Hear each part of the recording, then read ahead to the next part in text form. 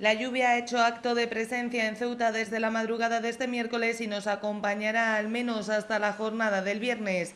Las precipitaciones serán de especial intensidad durante la madrugada y las primeras horas de la mañana de este jueves, momento en que comenzarán a reducirse desapareciendo a lo largo de la tarde-noche.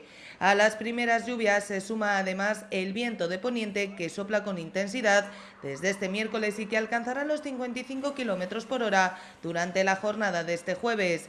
La intensidad del viento comenzará a caer durante la madrugada del viernes, amainando hasta los 20 km por hora. Las primeras previsiones indican que el viento de poniente seguirá soplando en la ciudad hasta la madrugada de este domingo, cuando role de nuevo a levante.